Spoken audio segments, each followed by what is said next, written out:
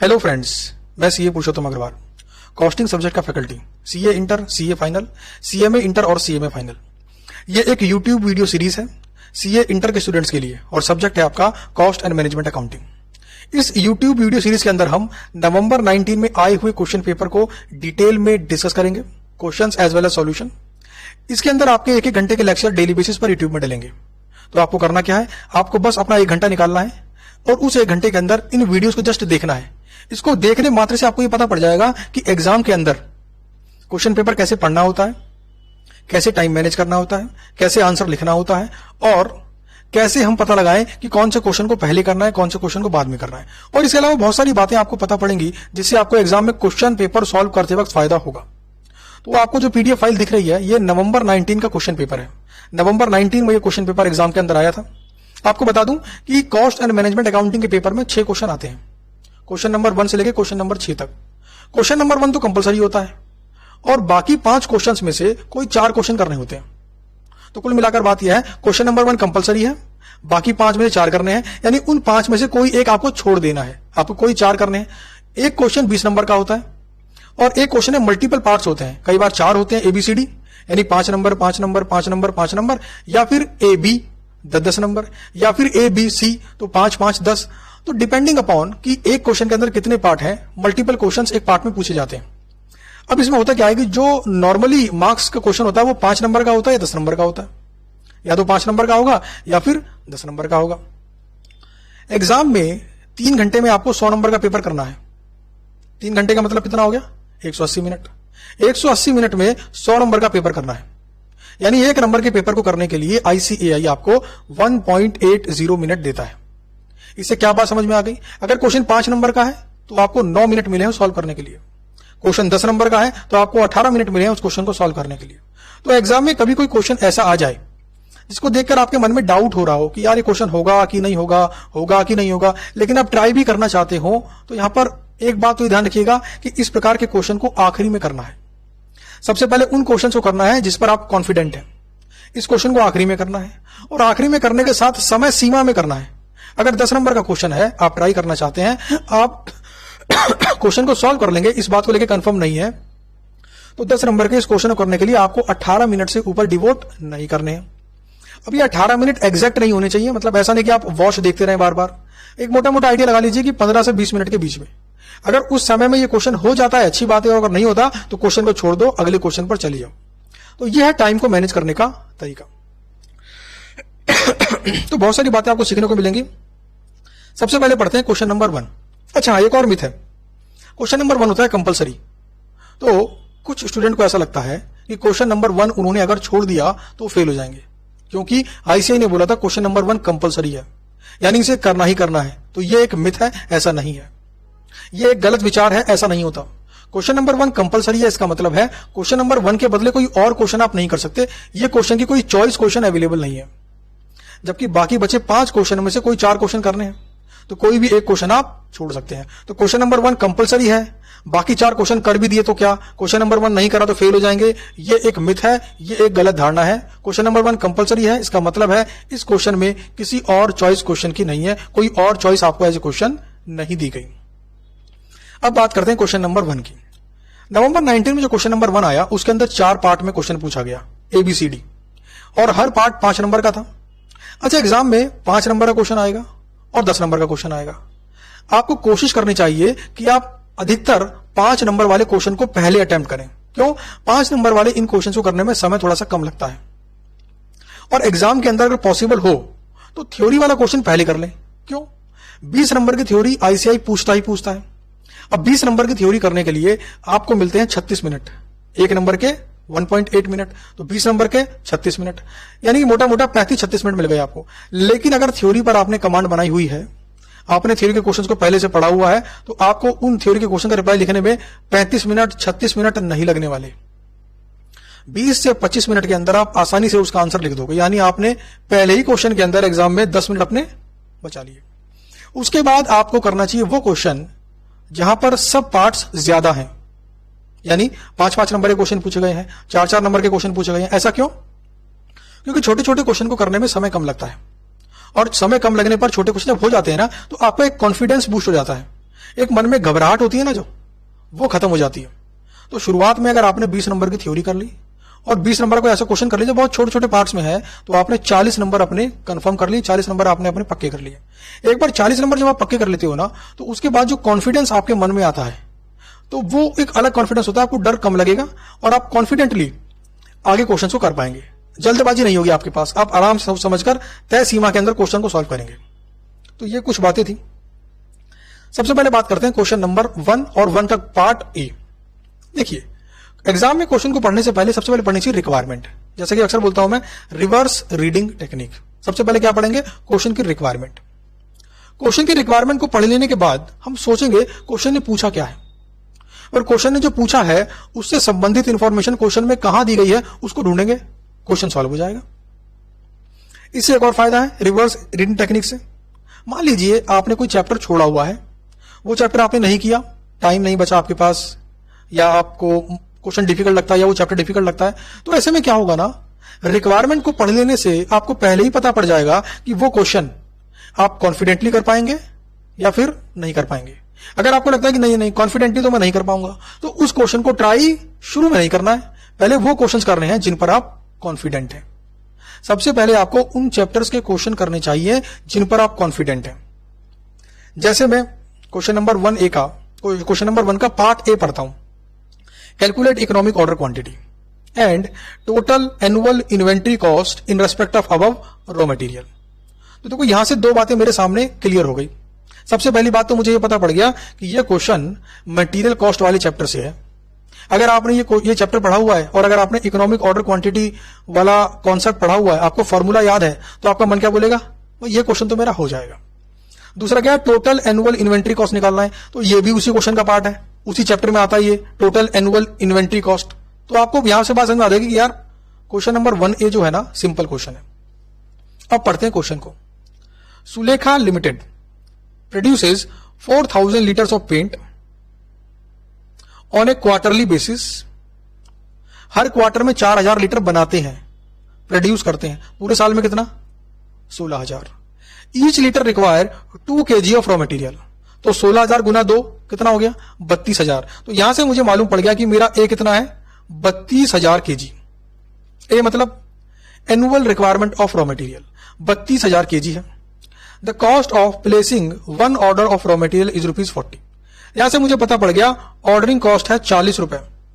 Simple सी बात है। The purchase price of raw material is ₹50 पर kg। ये तो परचेज प्राइस दिया हुआ है। And the storage cost and interest cost is 2% and 6% per annum respectively. Basically यहां पर ये इशारा कर रहा है कैरिंग कॉस्ट की तरफ। तो कैरिंग कॉस्ट अगर परसेंटेज में दी गई हो तो उसे परचेज प्राइस से मल्टीप्लाई करते हैं और क्या निकालते हैं? Carrying cost per unit per annum. तो परचेज प्राइस कितना है? 50 रुपए। कैरिंग कॉस्ट कितनी है? 2 + 6 8%। कितना आ गया? 4 रुपए। तो देखो मैंने ए भी निकाल लिया, मैंने ओ भी निकाल लिया और मैंने सी भी निकाल लिया। और आपको पता है इकोनॉमिक ऑर्डर क्वांटिटी निकालने के लिए मेरे को तीनों चीज चाहिए। तो ये रहा इकोनॉमिक ऑर्डर क्वांटिटी का फॉर्मूला, स्क्वायर रूट में 2 multiplied by A multiplied by O divide by C. Simple सा फॉर्मूला है। तो 2 गुना 32000 गुना 40 डिवाइड बाई 4 क्या आ गया आपका? और कर दो स्क्वायर रूट, क्या आ गया आपका? Economic order quantity 800 kg। बस क्वेश्चन नंबर 1 में इकोनॉमिक ऑर्डर क्वांटिटी निकालने के लिए बोला था हमें, निकाल दिया हमने। क्या ये मुश्किल था? बिल्कुल नहीं था। अच्छा, आगे बढ़ने से पहले कुछ खास बात आपको बताना चाहता हूं। जैसा कि मैंने आपसे वादा किया कि आपको समझ में आएगा कि एग्जाम में कैसे करना है। ध्यान देना जरा। यहां पर लिखा हुआ है calculation of annual demand of raw material. देखो प्रॉपरली लिखा हुआ है calculation of annual demand of raw material. फिर क्या लिखा है? 4000 litre per quarter multiplied by 4 number of quarters in a year multiplied by 2 kg raw material required for each litre of paint. फिर आया 32000 kg। एग्जाम के अंदर अगर आपने एक भी शब्द एक्स्ट्रा लिखा तो उसको लिखने में लगेगा समय, और समय बड़ा कीमती है एग्जाम हॉल के अंदर। तो क्या जितना इलेबोरेट करके आपको आंसर में यहां पर लिखकर दिया गया है, क्या इतना इलेबोरेट करके आपको एग्जाम में लिखना है? जवाब है नहीं। देखो मैं आपको लिख के दिखाता हूं। एग्जाम में ए कैसे लिख सकते थे हम? सिंपल लिखते ए, ब्रैकेट में लिखते annual requirement of raw material. आपके मन में आ रहा होगा सर REQN डॉट लगा दे चलेगा? हाँ चलेगा जी। इक्वल टू, अब देखो यहां पे इन्होंने क्या करा, पूरा इलेबोरेट करा, 4000 लीटर 2 kg पूरा इलेबोरेट करा। देखो अब मैं कैसे लिखता हूं उसको, मैंने लिखा 4000 litre multiplied by 4 quarter multiplied by 2 kg, 4 चौक 16 दूनी 32, तो ये आ गया मेरा 32,000 kg। बस जी इतना सा लिखेंगे, बात बनेगी। फिर लिखना है मुझे ओ, तो मैंने लिखा ओ और ब्रैकेट में लिख दिया जी ऑर्डरिंग कॉस्ट, और ये तो मुझे दिया हुआ है 40 रुपए, ये लिख दिया मैंने 40 रुपए। फिर मुझे निकालना था सी यानी कैरिंग कॉस्ट, तो मैंने लिखा कैरिंग कॉस्ट, तो मैंने लिखा 50 रुपए मल्टीप्लाइड बाई 6% प्लस 2%, 8 हो गया, 8 पंजे 40, तो ये आ गया आपका 4 रुपए। तो देखा जरा आप कि मैंने कैसे सिंपल टू द पॉइंट लिखा है। एग्जाम में भी ऐसे ही लिखना है। जब आईसीआई क्वेश्चन पेपर का सॉल्यूशन निकालता है ना, तो वो इलेबोरेट करता है, क्यों? ताकि जो बच्चों को फ्यूचर में एग्जाम देने हैं वो समझ सके कि क्या इंफॉर्मेशन कहां से निकाली गई और कैसे बना कोई वर्किंग नोट। एग्जाम में इतना लिखेंगे पूरे नंबर मिलेंगे आपको। इससे लिखने से फायदा क्या है? एक तो देखो फालतू लाइन लिखोगे समय लगेगा, और समय की बड़ी कीमत होती है एग्जाम हॉल के अंदर। अब जरा मैं आपको दिखाता हूं, देखो यहां पर जब कैरिंग कॉस्ट निकाली है इन्होंने, तो देखो कितना बड़ा लिखा हुआ है इन्होंने, calculation of carrying cost, storage cost 2%, interest cost 6%, total 8%, carrying cost per unit per annum 8% और 50 rupees 4 per unit per annum. बात वही है जो मैंने लिखी है, बट इन्होंने उसे इलेबोरेट किया है। ये इलेबोरेट किया गया है आपको समझाने के लिए। अगर आप नवंबर 19 के क्वेश्चन पेपर देते वक्त एग्जाम में नहीं बैठे थे, यानी कि आपका एग्जाम बाद में था, तो जो स्टूडेंट अब इस क्वेश्चन को पढ़ेगा वो पूरा आंसर देखेगा, समझेगा, तो उसको एक इलेबोरेटेड आंसर चाहिए ताकि वो चीजों को समझ सके। एग्जाम हॉल में इतना इलेबोरेट करने की रिक्वायरमेंट नहीं है। मैंने उन स्टूडेंट्स की आंसर शीट पे देखी जिनके 97 मार्क्स आए हैं, पूरी की पूरी आंसर शीट। अब बताओ जरा, यहां पर मैंने रिक्वायरमेंट लिखते वक्त REQN डॉट लगा दिया, क्या नंबर कट जाएंगे? नहीं कटेंगे आपके नंबर। अच्छा जी, अब मैं लिख रहा हूं यहां पर इकोनॉमिक ऑर्डर क्वांटिटी, जरा ध्यान देना। इकोनॉमिक ऑर्डर क्वांटिटी मैंने फुल फॉर्म नहीं लिखी, शॉर्ट में लिख दिया, नंबर कटेंगे? नहीं कटेंगे। 2 multiplied by A multiplied by O divide by C. आप बोलोगे सर क्वेश्चन के अंदर जब आंसर दिया गया है तो इसको भी लिखा गया है, ए मतलब एनुअल डिमांड, ओ मतलब ऑर्डरिंग कॉस्ट, सी मतलब कैरिंग कॉस्ट, तो क्या हमें नहीं लिखना? तो जवाब है हां, आपको नहीं लिखना है। तो लो भैया, तो मैंने क्या करा, मैंने कहा 2 गुना 32,000 kg गुना 40 डिवाइड बाई 4, और ये आ गया मेरा, कितना आ रहा था? 800 kg, जहां तक मुझे ध्यान है, यस 800 kg। अब देख लो भाई आंसर, ये मैंने आपको आंसर दिखा दिया। एग्जाम में ऐसे लिखना है to the point. Working note आपको तभी बनाना है जब आप उस इंफॉर्मेशन को कैलकुलेटर पर कैलकुलेट नहीं कर पा रहे हो। वर्किंग नोट तभी बनाना है जब उस इंफॉर्मेशन को कैलकुलेटर पर कैलकुलेट नहीं कर पा रहे हो, तो वो बनाना वर्किंग नोट। अच्छा देख लो, अब सिंपल ऐसे लिखा है मैंने, कोई डिटेलिंग नहीं, कुछ नहीं, पूरे नंबर मिलेंगे, एक नंबर नहीं कटेगा भाई साहब। अब बात करते हैं रिक्वायरमेंट नंबर 2 की। रिक्वायरमेंट नंबर 2 में क्या बोला गया था मेरे को? बोला एनुअल इन्वेंट्री कॉस्ट निकालो। ध्यान देना, यहां पर एनुअल इन्वेंट्री होल्डिंग कॉस्ट नहीं कहा गया है। होल्डिंग कॉस्ट कहा जाता तो मतलब क्या होता? इन्वेंट्री को रखने पर कितना खर्चा आया, बेसिकली कैरिंग कॉस्ट। लेकिन यहां पे क्या बोला? Total annual inventory cost. तो सिंपल है, material purchase cost plus carrying cost plus ordering cost. तो देखो पूरे साल में 32,000 kg चाहिए, रिक्वायरमेंट ए निकाला था अभी हमने, और पर केजी क्या प्राइस है? 50। तो 32,000 गुना 50 कितना हो गया? 16 लाख रुपए। ठीक है, उसके बाद है ऑर्डरिंग कॉस्ट। अच्छा पूरे साल में कितने ऑर्डर देने पड़ेंगे? तो भाई फॉर्मूला क्या है? ए बटा क्यू, है ना, ए बटा क्यू। ए कितना है जी? 32,000। क्यू कितना है? 800 भी निकाला, मल्टीप्लाइड बाई ओ तो पता ही आपको 40 रुपए पर ऑर्डर, ये आ गया आपका 1600। उसके बाद निकालना है मुझे कैरिंग कॉस्ट। अच्छा यहां पर लिखा कैरिंग कॉस्ट ऑफ इन्वेंट्री, क्या लिखना पूरा? एग्जाम में कैरिंग कॉस्ट लिखो ना, क्यों टाइम खोटी करते हो? टाइम फालतू नहीं लगाना। फॉर्मूला क्या है? Q बाई 2 मल्टीप्लाइड बाई सी। तो Q कितना है? 800। 800 बटा 2 मल्टीप्लाइड बाई 4 कितना आ गया? 1600। तीनों को ऐड कर दो, 16,03,200 रुपए। लो जी क्वेश्चन का आंसर कंप्लीट हो गया है। यहां पे कुछ बातें आपको समझनी चाहिए। सबसे पहली बात, रिवर्स रीडिंग टेक्निक। दूसरी बात, फालतू वर्किंग नोट मत बनाओ। तीसरी बात, ज्यादा इलेबोरेट करने की कोशिश मत करो, क्योंकि पेपर चेक करने वाले व्यक्ति इन सबको ऑलरेडी जानता है। आपको बस टू द पॉइंट कम शब्दों में अपने आंसर को लेके आना है। अब चलते हैं जी अगले क्वेश्चन की तरफ। अगला क्वेश्चन है क्वेश्चन नंबर 1B। अगला क्वेश्चन क्या है? Question number 1B। तो जैसा मैंने आपको पहले बोला, अगर हम क्वेश्चन पढ़ेंगे तो पहले क्या पढ़ेंगे? रिक्वायरमेंट। तो चलो भाई पहले पढ़ते हैं रिक्वायरमेंट। ये लिखा हुआ जी required prepare a job cost sheet. यहां से मालूम पड़ गया कि इस क्वेश्चन के अंदर हमें कॉस्ट शीट बनानी होगी किसी जॉब की। अगर आपने चैप्टर किया होगा तो आप मन ही मन रिकॉल कर लो, हाँ कॉस्ट शीट का ये फॉर्मेट था, direct material cost, direct labour cost, direct expenses, है ना, टोटल डायरेक्ट कॉस्ट। तो उसको पूरा रिवाइज कर दो मन ही मन। Requirement number 2, calculate the entire revised cost using above figures as a base. Requirement number 3 है add to 20% profit on selling price to determine the selling price. यानी इस क्वेश्चन के अंदर हमें कॉस्ट भी निकालनी है और साथ में सेलिंग प्राइस भी निकालना है और इस्तेमाल करना है कॉस्ट शीट का। अब कॉस्ट शीट चैप्टर आपने पढ़ाई होगा, क्योंकि कॉस्ट शीट वाला चैप्टर बड़ा बेसिक चैप्टर है, इसके बिना कॉस्टिंग पढ़ने में मजा नहीं है कोई भी। ये चैप्टर आपने पढ़ा होगा, जब इस क्वेश्चन को आप पढ़ेंगे, रिक्वायरमेंट को आप पढ़ेंगे, आपको बात समझ में आ जाएगी कि हाँ यार ये क्वेश्चन तो मैं आराम से कर लूंगा। अब पढ़ने वाले हैं जी हम क्वेश्चन।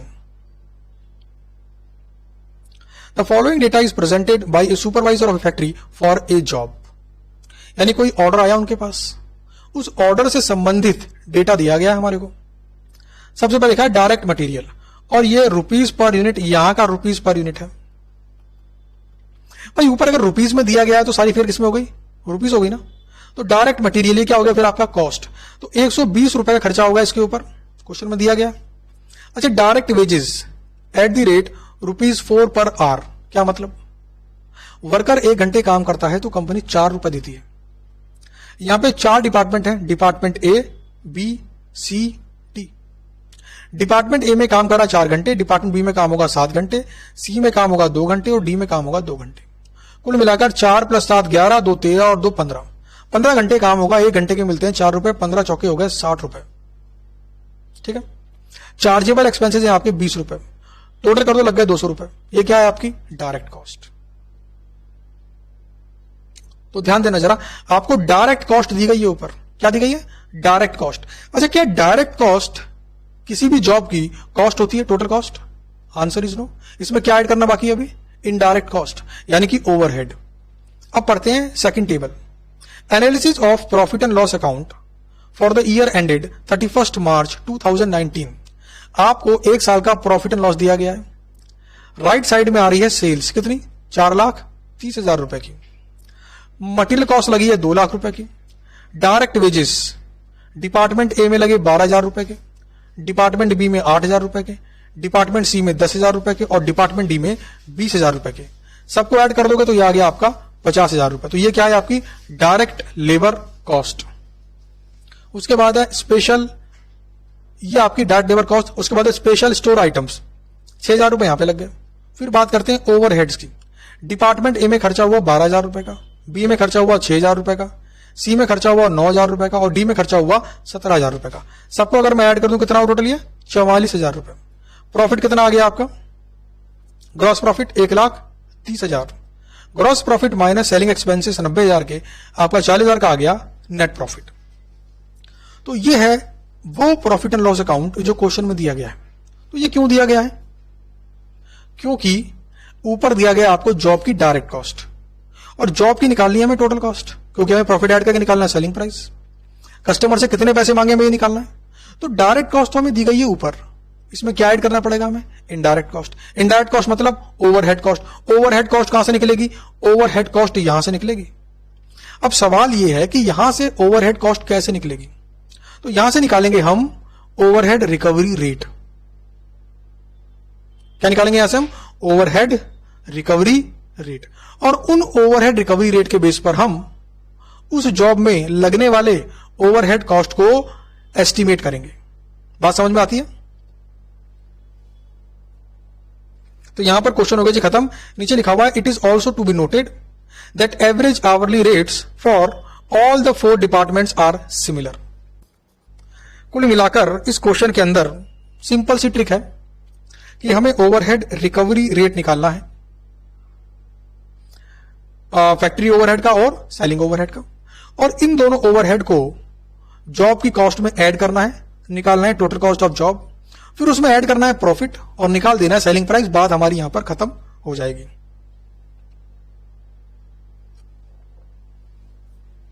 कैसा लग रहा है जी आपको? अभी मुश्किल है ये कोई? बिल्कुल मुश्किल नहीं है। अगर ऐसा क्वेश्चन आपने पहले ऑलरेडी किया हुआ है तो आपको तुरंत क्लिक करेगा कि ओवरहेड रिकवरी रेट निकालते वक्त हमें बेसिस का इस्तेमाल करना पड़ता है, और कई प्रकार के अलग अलग बेसिस है जो हमने पढ़े हैं चैप्टर ओवरहेड के अंदर। On the basis of direct material cost, on the basis of direct labour cost, on the basis of prime cost, on the basis of machine hours, on the basis of labour hours, on the basis of units produced. तो आप बताओ, यहां पर 4 department हैं, चारों department की overhead cost के लिए ओवरहेड रिकवरी रेट निकालने के लिए हमें कौन सा बेसिस इस्तेमाल करना चाहिए? सोचो, तुरंत आपके मन में आएगा सर 4 डिपार्टमेंट हैं तो हम क्यों ना इस ओवरहेड को निकालें on the basis of direct labour cost. बिल्कुल सही सोचा आपने। चलिए निकालते हैं। अभी देखिए यहां बना रहे हैं हम जॉब कॉस्ट शीट। सीधे आंसर से हम इसको देख लेते हैं, समझ लेते हैं बात को, ताकि हमारा समय बचे। देखो भाई, 120, 16, 28, 8, 8, 60, 20, 200 ये वाली कॉस्ट तो हमें क्वेश्चन में ही दी गई थी। बस हमने यहां पे क्या फर्क कर दिया, हमने यहां पर डिपार्टमेंट वाइज दिखा दिया। हमने डिपार्टमेंट वाइज क्यों दिखाया? क्योंकि इनके बेस पर अभी क्या चार्ज करेंगे हम? ओवरहेड। तो लो भैया, department A, department B, department D और डिपार्टमेंट सी, ऊपर ही होगा डिपार्टमेंट सी। डिपार्टमेंट सी शायद प्रिंट होना रह गया है, डिपार्टमेंट सी। अब देखिए, तो इन चारों डिपार्टमेंट की ओवरहेड कॉस्ट यहां पर हम ऐड करेंगे। अब जरा डिपार्टमेंट एबीसीडी, डिपार्टमेंट एबीसीडी की जरा ओवरहेड कॉस्ट बताओ। तो 12,000, 6,000, 9,000 और 17,000।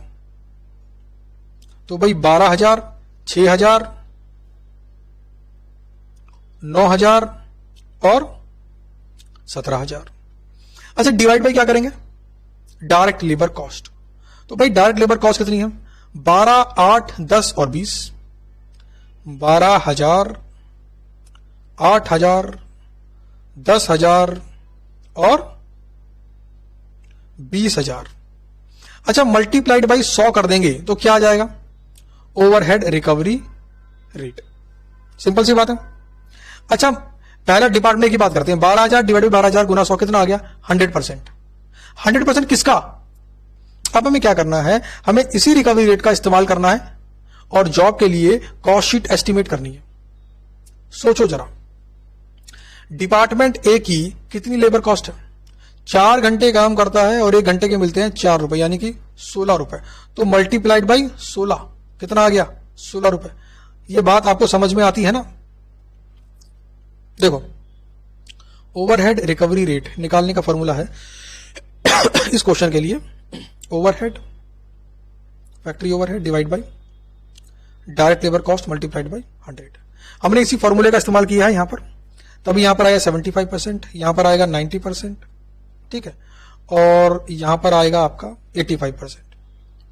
फिर करना क्या आपने को, ये जो रेट आ रही है ना 100%, 75, इसे मल्टीप्लाई करना है direct labour cost of job से। तो कितनी है भाई?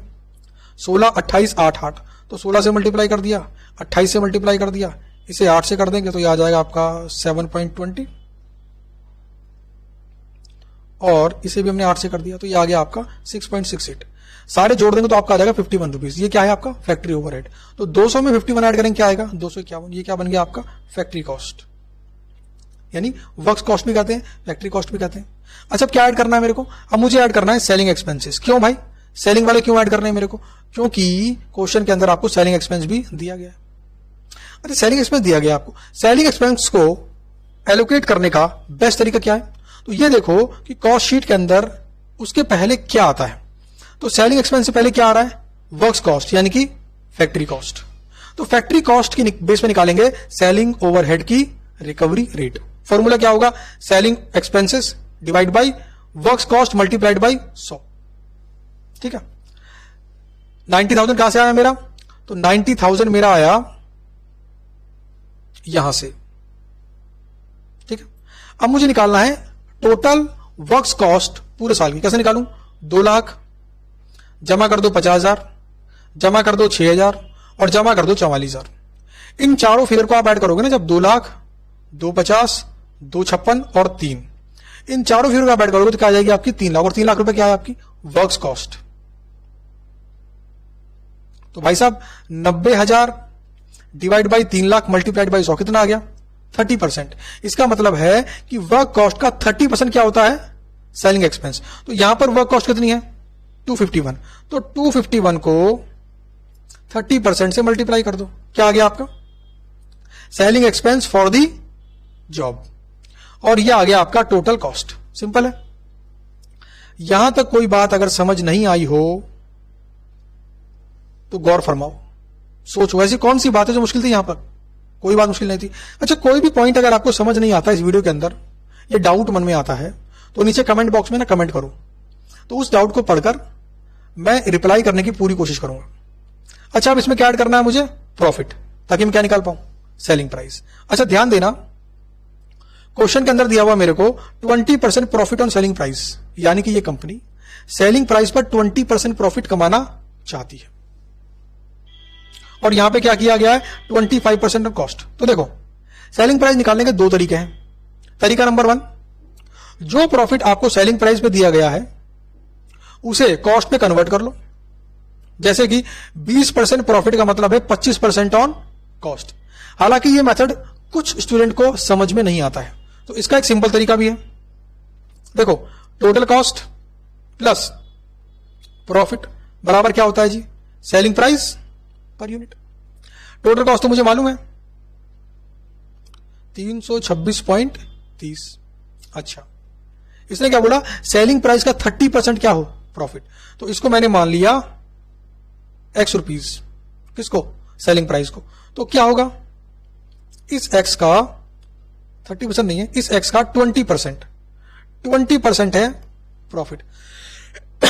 अब क्या इस इक्वेशन को सॉल्व करके आप x की वैल्यू निकाल सकते हो बस। तो तरीका नंबर 2 है। एग्जाम में आप ऐसे भी कर सकते थे और वैसे भी कर सकते थे, तो जिस तरीके में आप कंफर्टेबल हो आप वैसे करो, कोई दिक्कत नहीं।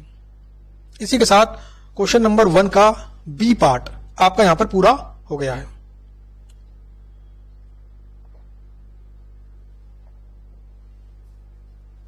अच्छा, यहां तक हमें क्या बात सीखने को मिली, यहां तक हमें यह बात सीखने को मिली कि एग्जाम में आने वाले क्वेश्चन बहुत डिफरेंट क्वेश्चन नहीं होते हैं। ये वही क्वेश्चन होते हैं जो आपने स्टडी मैट में किए हुए हैं। जैसे जो बुक्स मैंने अपने स्टूडेंट्स को दी है वहां पर मैं उन्हें गारंटी से बोलता हूं कि आपका क्वेश्चन पेपर इसी बुक से आने वाला है। उसका रीजन क्या है, कॉन्सेप्ट पर उनकी पकड़ और भरपूर प्रैक्टिस। भरपूर प्रैक्टिस का मतलब यह नहीं है कि 500 क्वेश्चन करें, 600 क्वेश्चन करें, 800 क्वेश्चन करें, 1000 क्वेश्चन करें। क्वेश्चंस को करने की तो कोई लिमिट है ही नहीं, करते रहो क्वेश्चन। किताबों की कमी है क्या, 1000 किताबें हैं, पढ़ते रहो। सवाल यह है कि कितने क्वेश्चंस कम से कम करके उन क्वेश्चंस को 2 बार 3 बार रिवाइज कर सकते हैं क्या। और क्योंकि देखो सिर्फ cost is not the subject in CA inter, बाकी और भी सब्जेक्ट हैं, तो इतने रीजनेबल क्वेश्चंस हो कि आपकी प्रैक्टिस जबरदस्त हो जाए और साथ में श्योरिटी हो कि क्वेश्चन पेपर इसी बुक से आने वाला है, तभी तो फायदा है। वरना क्वेश्चंस करने कोई लिमिट थोड़ी है, करते रहो क्वेश्चंस। कॉस्टिंग पढ़ने का सही तरीका है कि पहले कॉस्टिंग के कॉन्सेप्ट को समझो। ये कॉन्सेप्ट कैसे बना, ये कॉन्सेप्ट क्यों बना, ऐसा ही क्यों, उसको समझ लेने के बाद अब प्रैक्टिस करनी है।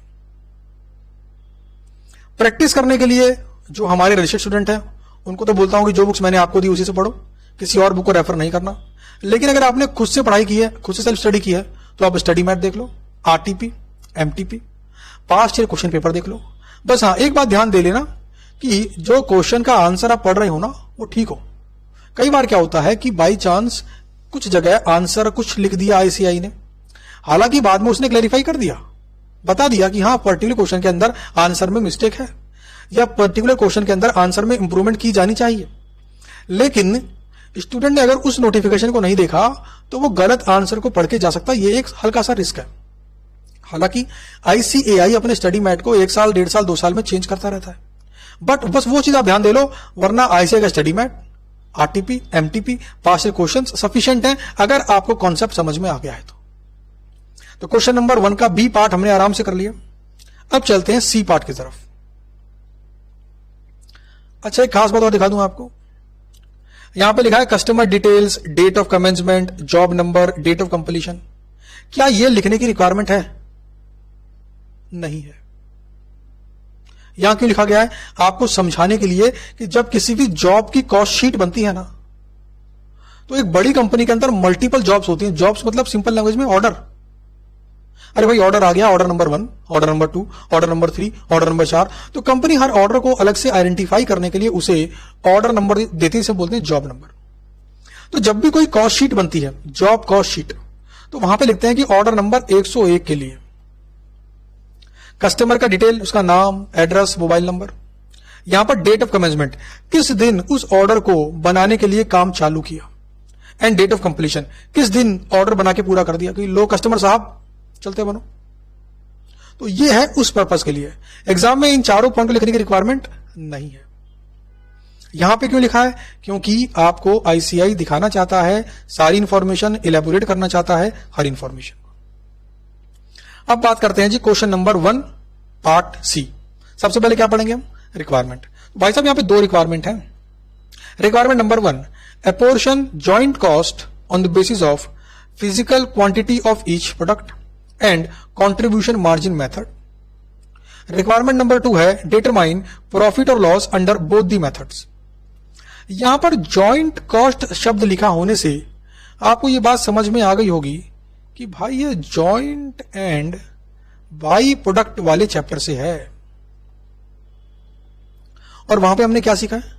कभी कभी 2 फिनिश गुड्स बनाने के लिए कंपनी सेम खर्चा करती है। उस सेम खर्चे को दोनों में अलग अलग बांटने के लिए अलग अलग मेथड दिए गए हैं, ताकि हम हर प्रोडक्ट की प्रॉफिटेबिलिटी को जज कर सके। अगर कोई प्रोडक्ट प्रॉफिट कमाकर नहीं देता है तो ऐसे प्रोडक्ट को बनाकर बेचने से क्या फायदा? इसे बनाना बंद करो। तो ये वही है। यहां पर क्या बोला गया कि हमें कॉस्ट को अलग अलग करना है। पहला मेथड है physical quantity of each product के बेस पर। यह क्या बोलता है कि यूनिट्स के बेस पर कॉस्ट को बांट दो। यहां पे क्या निकालते हैं? Cost per unit, joint cost per total joint cost divide by total units. Simple method है। दूसरा मेथड है कंट्रीब्यूशन मार्जिन मेथड। यहां पे क्या बोलते हैं कि वेरिएबल कॉस्ट को यूनिट्स के बेस पे बांटो और फिक्स कॉस्ट को कंट्रीब्यूशन के बेस पे बांटो। यानी कि यहां पर कॉस्ट को बांटने से पहले आइडेंटिफाई करते हैं वेरिएबल है या फिक्स्ड है। अगर वेरिएबल है तो यूनिट्स के बेस पे बांटेंगे, और अगर फिक्स है तो कंट्रीब्यूशन के बेस पे बांटेंगे। अच्छा, ये कर लेने के बाद हमें बताना है प्रॉफिट दोनों मेथड में। प्रॉफिट मतलब total sales minus total cost. बस ये बताना था रिक्वायरमेंट नंबर सी के अंदर। अब पढ़ते हैं जी question. A factory produces 2 product A and B from a single process. 2 product है। The joint processing cost during a particular month are. ध्यान देना, जॉइंट कॉस्ट दोनों को बनाने के लिए खर्चा कॉमन किया गया। डायरेक्ट मटेरियल में लगे 30,000 रुपए। अच्छा जी। डायरेक्ट लेबर में लगे 9,600 रुपए। अच्छा जी। वेरिएबल ओवरहेड में लगे 12,000 रुपए। अच्छा जी। कुल मिलाकर ये तीनों क्या है आपके?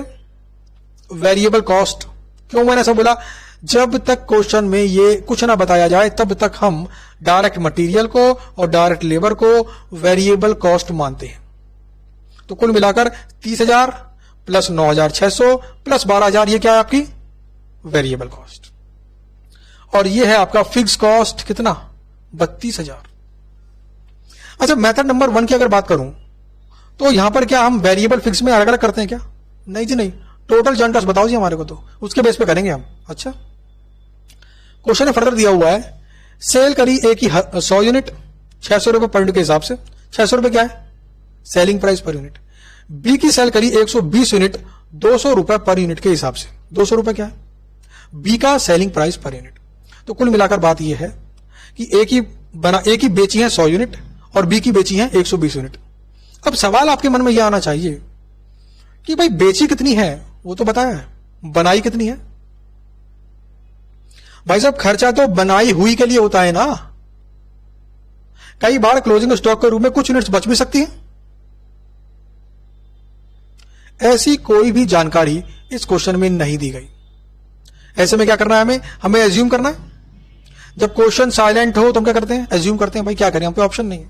एज्यूम क्या करते हैं, जो नॉर्मल एजम्पशन है, नॉर्मल एजम्पशन क्या होगी यहां पर नॉर्मल एजम्पशन ये होगी कि 100 बेचे हैं तो मान लेंगे 100 ही बनाए थे, 120 बेचे हैं तो मान लेंगे 120 ही बनाए थे, कुल मिलाके जितना बनाए उतना बेच दिए, बचा क्या, कुछ भी नहीं। तो बात करते हैं फिजिकल क्वांटिटी मेथड की। तो यहां पे क्या करने वाले हैं हम, 30,000 प्लस 9,600 प्लस 12,000 प्लस 32,000 इन सबको जोड़कर डिवाइड बाई कर देंगे 100 प्लस 120 220 से, ये आ जाएगी आपकी कॉस्ट पर यूनिट। समझो बात को, 30,000 plus 9,600 plus 12,000 plus 32,000 total fix cost divide by total units. Total units कितनी है, 100 प्लस 120, क्या आ जाएगी, कॉस्ट पर यूनिट। उसके बाद कॉस्ट पर यूनिट को मल्टीप्लाई कर देंगे 100 से, तो ये आ गई प्रोडक्शन कॉस्ट फॉर ए। 120 से मल्टीप्लाई कर देंगे तो क्या आ जाएगी, प्रोडक्शन कॉस्ट फॉर बी। अब देखते हैं, अब देखिए यहां पर जो आंसर है आईसीआई का, वहां पर देखो अलग से एक टेबल बनाई गई है। आंसर के अंदर लिखा है टोटल जॉइंट कॉस्ट, लिखा है material 30,000, labour 9,600, variable overhead 12,000, total variable cost 51,600, fix overhead 32,000 और टोटल में आ गया 83,600। क्या एग्जाम के अंदर आपको ये वाली टेबल बनानी चाहिए थी? नहीं। क्यों भाई? भाई टोटल फिक्स कॉस्ट तो मैं कैलकुलेटर पर ही निकाल सकता हूं, तो मैं क्यों टाइम वेस्ट करूं? सिंपल क्या करना था, 83,600 divide by 220 unit multiplied by 100, ये आ गई cost for A.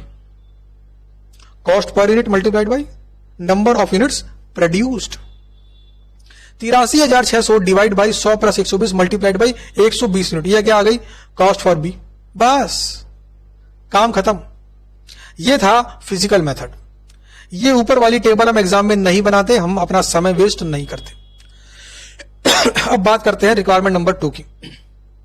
Requirement number 2 के अंदर हमें यूज करना है कंट्रीब्यूशन मार्जिन मेथड का। और जैसा कि मैंने आपको बताया, वेरिएबल कॉस्ट को बांटेंगे on the basis of units और फिक्स कॉस्ट को बांटेंगे on the basis of contribution. तो वेरिएबल कॉस्ट निकालने के लिए यहां पर भी हम अलग से वर्किंग नोट नहीं बनाते, हम सिंपली ऐड कर लेते कैलसी के अंदर। भाई कैलसी किसके लेके जाते हैं हम, इसलिए लेके जाते हैं हम। तीनों वेरिएबल कॉस्ट को ऐड करोगे तो आएगी 51,600। तो 51,600 divide by 220 unit multiplied by 100, ये क्या आ गई आपकी variable cost for A. 51,600 divide by 220 unit multiplied by 120 unit, ये आ गया कि 28,145, ये क्या है, variable cost for B. Simple है। देखो यहां पे बल्कि बहुत भाग लिख रहा है variable cost on the basis of physical. Exam में इतना नहीं लिखना, एग्जाम में क्या लिखना है, वेरिएबल कॉस्ट फिजिकल यूनिट्स, बस सिंपल। फालतू शब्द नहीं लिख रहे हैं, एग्जाम के अंदर टाइम वेस्ट हो सकता है। फिर बात करते हैं कंट्रीब्यूशन की। भाई कंट्रीब्यूशन को निकाल रहे हो आप, क्योंकि फिक्स कॉस्ट को कंट्रीब्यूशन के रेशियो में बांटना है। अब देखो यहां पे लिखा है कंट्रीब्यूशन मार्जिन, तो भैया मार्जिन शब्द भी नहीं लिखने वाले एग्जाम के अंदर। क्यों टाइम खोटी करें हम फालतू के शब्द लिखकर, एग्जाम में रिक्वायरमेंट ही नहीं है।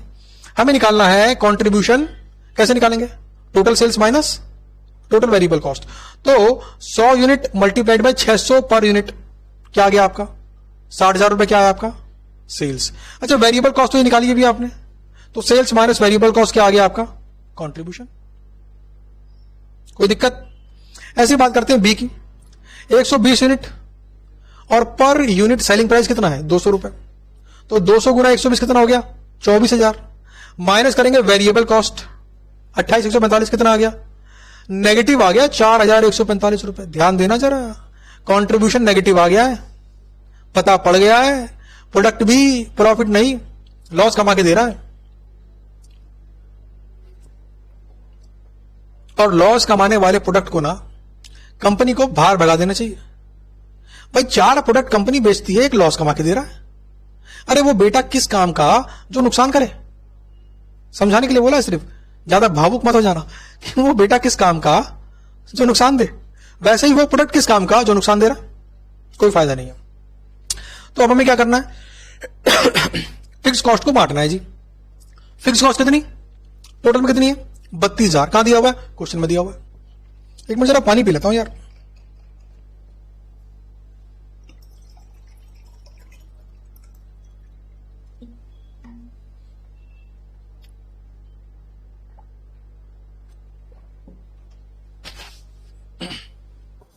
हाँ जी, प्रोडक्ट बी में कंट्रीब्यूशन है नेगेटिव, और ये आपको चैप्टर के अंदर मैंने पढ़ाया था कि कंट्रीब्यूशन नेगेटिव हो, उसे इग्नोर कर दो। इग्नोर कर दोगे तो पता पड़ा सिर्फ एक ही प्रोडक्ट है जी हमारा ए, तो पूरी की पूरी 32,000 रुपए की कॉस्ट प्रोडक्ट ए में चार्ज करेंगे। अब देखो ध्यान दो, जरा ध्यान दो, ध्यान दो, ध्यान दो, ध्यान दो। ये बड़ी सारी की लाइन आपको एग्जाम के आंसर में लिखी हुई मिली है। Fix cost of ₹32,000 is to be apportioned over the joint product A and B in the ratio of their contribution margin, but contribution of product B is negative, so fixed cost will be charged to product A only. क्या आपको ये line exam में लिखने की requirement है? Answer is no. तो भाई साहब ये हो गया फिक्स कॉस्ट, ये हो गई वेरिएबल कॉस्ट, दोनों को ऐड कर दो, ये बन गई टोटल कॉस्ट। सिंपल सी बात है। तो रिक्वायरमेंट नंबर 1 तो पूरी हो गई जी। रिक्वायरमेंट नंबर 2 में क्या निकालना है हमें? Profit and loss. Simple formula, total sales minus total cost. Sale कितनी? 60,000, 24,000। कैसे निकाली? Number of unit sold multiplied by selling price. Joint cost 38 और 45,600 कैसे निकाली हमने? ये रही जी 38, 45,600, ये रही पहले मेथड के हिसाब से। सिंपल है ना, सेल माइनस करो कॉस्ट में आ गया आपका प्रॉफिट एंड लॉस। ये था अकॉर्डिंग टू मेथड नंबर 1। तो देखो मेथड नंबर 1 भी बोल रहा है प्रोडक्ट बी बेकार है, मेथड नंबर 2 भी कह रहा है प्रोडक्ट बी बेकार है। कुल मिलाकर बात है प्रोडक्ट बी लॉस कमा के दे रहा है। क्या एग्जाम में इस बात को लिखने की रिक्वायरमेंट है कि प्रोडक्ट बी बेकार है? नहीं, ये मैंने सिर्फ आपको समझाने के लिए बताई है कि प्रैक्टिकली ऐसा क्यों करते हैं। अब निकाल रहा हूं profit loss account when contribution margin method follow किया गया। वही कहानी तो वही होने वाली है भाई, total sales minus total cost. Total sales तो मेरी सेम रहेगी, टोटल कॉस्ट मैंने ये निकाली हुई। तो टोटल सेल्स 22,000 माइनस 55,435, क्यों सॉरी 60,000 माइनस 55,455, ये आ गया आपका प्रॉफिट ए का, ये आ गया लॉस आपका बी का। सिंपल सी बात है। तो रिक्वायरमेंट नंबर सी भी यहां पर आपकी पूरी हो गई है। तो कैसा लगा जी आपको ये रिक्वायरमेंट नंबर सी? बात समझ में आ रही है ना? कोई दिक्कत तो नहीं है? अगर आपको पसंद आएगी ना ये वीडियो तभी मजा आएगा, और वीडियो पसंद आए, आपको लगे कुछ काम की बातें हैं, तो अपने किसी दोस्त को भी शेयर कर देना, क्या पता डर रहा हो एग्जाम के अंदर। Requirement number D, calculate variable cost per unit, fix cost and profit volume ratio. अच्छा, प्रॉफिट वॉल्यूम रेशियो पढ़ने के बाद मेरे दिमाग में बत्ती जली कि यार ये चैप्टर तो मार्जिनल कॉस्ट है। बिल्कुल ठीक बात है। सबसे पहले क्या निकालना है मुझे? Variable cost per unit. फिर क्या निकालना है मुझे? Fix cost. यहां पे बताया नहीं गया fix cost per unit totality के अंदर। भाई साहब फिक्स कॉस्ट हमेशा टोटलिटी में निकाली जाती है। अच्छा, पीवी रेशियो का फॉर्मूला क्या है? Contribution divide by sales multiplied by 100। अगर निकाल रहे हैं पर यूनिट बेसिस पर तो contribution per unit divide by selling price per unit multiplied by 100। अब पढ़ते हैं जी question. When volume is 4,000 units, average cost is 3.75 per unit. When volume is 5,000 units, average cost is 3.5 per unit. कुल मिलाकर बात यह है कि 4,000 बनाएं, देखो 4,000 यूनिट्स अगर बनाएं तो एवरेज कॉस्ट है आपकी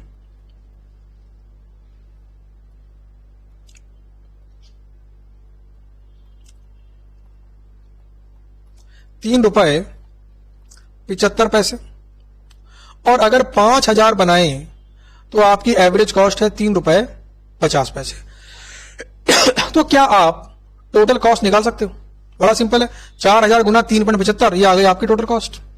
5,000 गुना 3.50, ये आ गई आपकी टोटल कॉस्ट। अच्छा, वेरिएबल कॉस्ट पर यूनिट निकालने का फॉर्मूला क्या होता है? Change in total cost divide by change in units. भाई चेंज इन यूनिट्स कितना है? 1,000। और जब आप टोटल कॉस्ट यहां पे निकाल लोगे तो क्या आप चेंज इन टोटल कॉस्ट नहीं निकाल पाओगे? आराम से निकाल लोगे। तो change in total cost divide by change in units क्या आ गया आपका? Variable cost per unit. हो गया जी काम। रिक्वायरमेंट नंबर 1 सॉल्व हो गया। उसके बाद निकालना है टोटल फिक्स कॉस्ट। अच्छा जी, टोटल फिक्स कॉस्ट। अच्छा, वेरिएबल कॉस्ट पर यूनिट कितनी आएगी आपकी? 2.5 रुपए पर यूनिट।